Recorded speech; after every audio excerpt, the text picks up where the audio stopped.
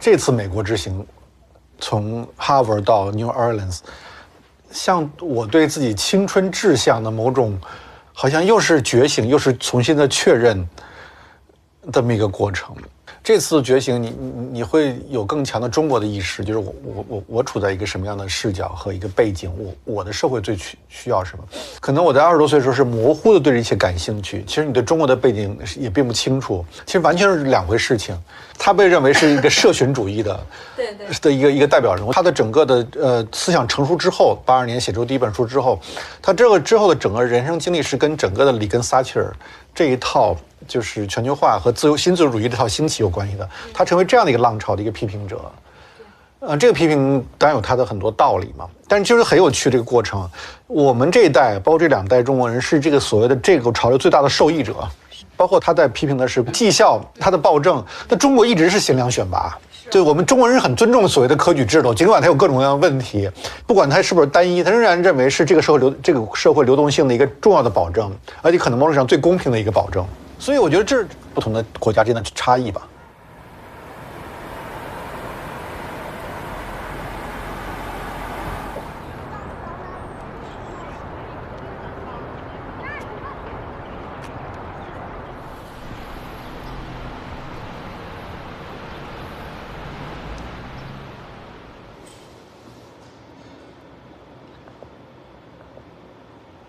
我们这叫等待哲学是吧？等待哲学。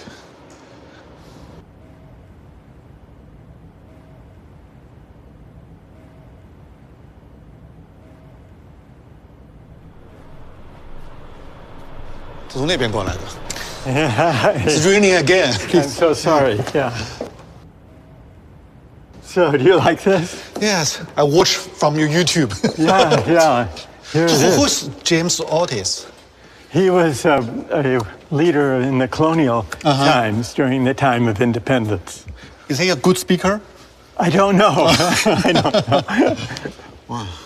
And then this was built as a monument to the Civil War. It was after the U.S. Civil War. So the name is on the wall. It's all about died. Yes. Yeah. For Civil War. Can we go to steak? Yeah. We can. So why dialogue, debating is so important for society?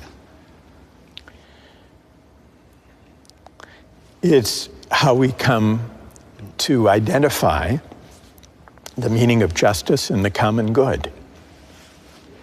We have to ask the question, what is justice? What is a good society? What is the meaning of a good life? What civic virtues should we seek to cultivate? So if we care about bringing about justice and the common good, then we're kind of propelled into a dialogue about what justice and the good life really are. Because, of course, there are, and have always been, competing ideas about the meaning of justice and the common good. That's why the great philosophers of the past, Plato, Confucius, Aristotle, and so on, they had different ideas. And those who followed in the Western tradition, including John Locke and John Stuart Mill and Kant and Hegel and Marx, they all had different conceptions of the meaning of justice and questions of the good life and of civic virtue. If they disagreed, it's not surprising that we disagree. And yet, what's interesting is we have the sense that those arguments, though they seem impossible finally to resolve, they keep going. And they keep attracting our attention. And we want, in each generation, to figure out for ourselves what it means to seek a just society, what it means to aspire to the common good. So if we were in the stage, I mean, the great soul, that Kant, Marx, they're all alive, actually. Yes. Interact with each student, with you. Well, that's the idea. That's the fundamental idea, that these great philosophers are not just episodes in the history of ideas. They're not just museum pieces.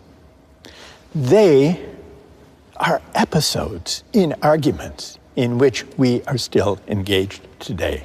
So that if I do my job well in teaching philosophy to this generation of students, they will feel as if they are in conversation with Plato and Aristotle and Kant. Because philosophy is a tradition of thought and argument that builds upon and refers always to the past. You think why? Public philosophy is so important for society. Public philosophy is an attempt to find meaning together that is not purely technocratic, not purely practical, not only about economic questions, but about larger questions too. It's because we've been so preoccupied with GDP, with markets, with economic growth, and with technology. And it creates a moral vacuum.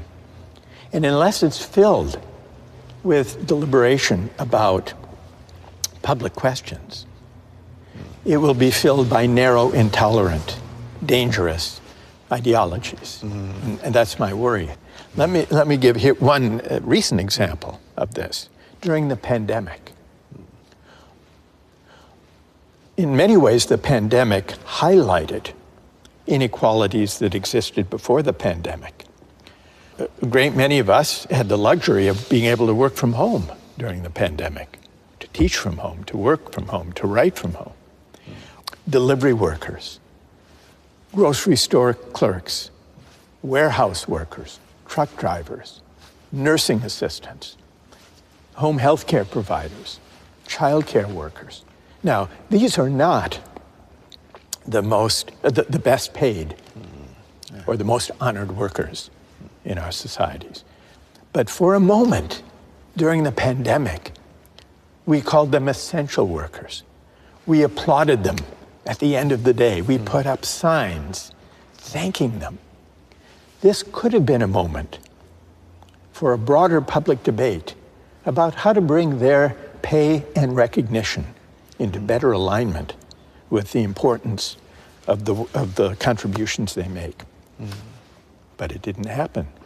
The pandemic receded. We never really had that moment. And now we've gone back to business as usual. So you think meritocracy is part of reason?